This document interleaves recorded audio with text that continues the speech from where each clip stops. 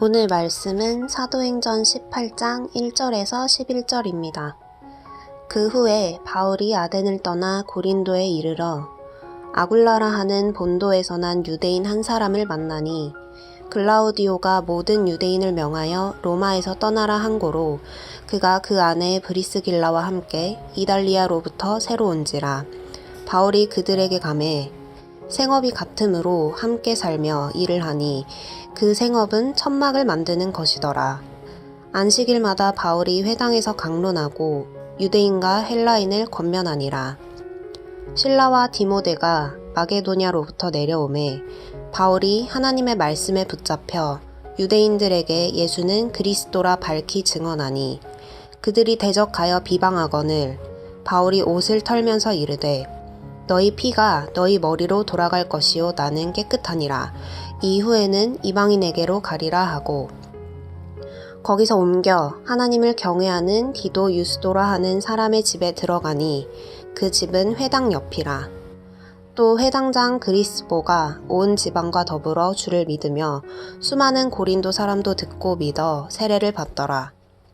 밤에 주께서 환상 가운데 바울에게 말씀하시되 두려워하지 말며 침묵하지 말고 말하라. 내가 너와 함께 있음에 어떤 사람도 너를 대적하여 해롭게 할 자가 없을 것이니 이는 이 성중에 내 백성이 많음이라 하시더라. 1년 6개월을 머물며 그들 가운데서 하나님의 말씀을 가르치니라. 아멘. 이 바울은 고린도라는 도시에 이르렀습니다. 거기서 아굴라와 브리스길라 부부를 만납니다. 그들은 신실한 유대인들로서 천막을 만드는 직업을 가지고 있었습니다. 사실은 바울도 바로 똑같은 일을 하면서 선교 여행을 하고 있었습니다. 그래서 그들은 자연스럽게 함께 일하며 함께 복음을 전하게 되옵니다. 자, 그런데 그들이 복음을 전하는 고린도 지역의 유대인들은 이 복음을 잘 받아들이지 않습니다. 그래서 바울은 이후에는 이방인에게로 가리라 라고 말하며 근처에 있는 이방인들에게 본격적으로 복음을 전합니다.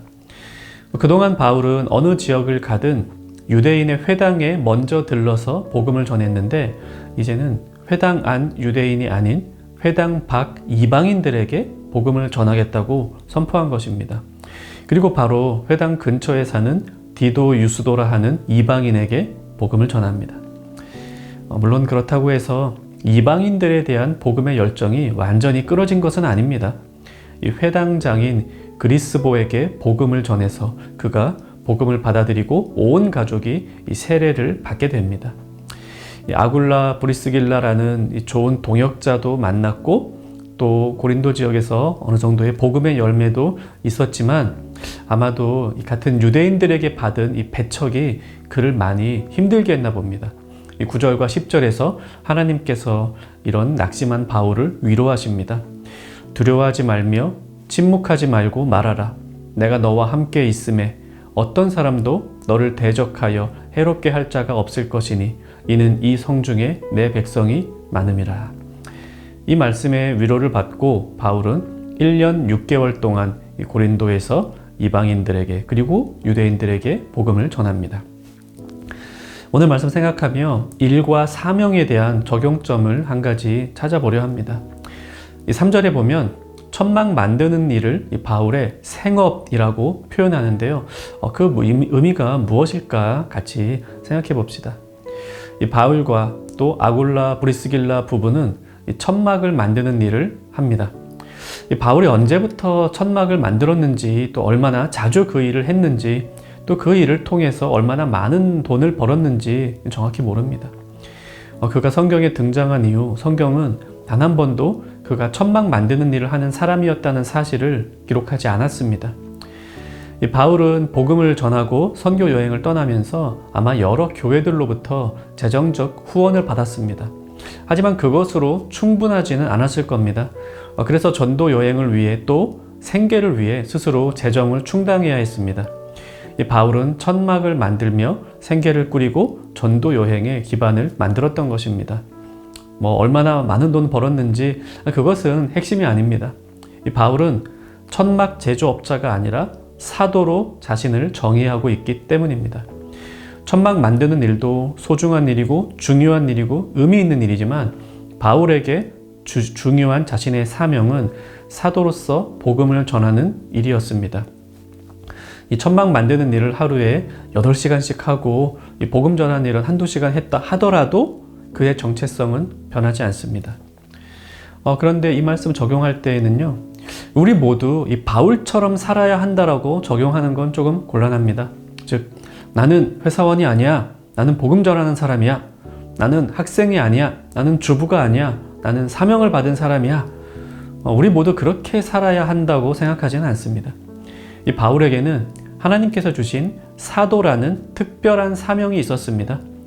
그래서 그는 천막 만드는 생업이 있었지만 스스로의 정체성을 사도로 둔 것입니다. 하지만 우리 모두를 다 사도로 부르신 건 아닙니다. 우리 각자에게는 각자의 다른 소명과 그 소명에 맞는 일을 주셨습니다.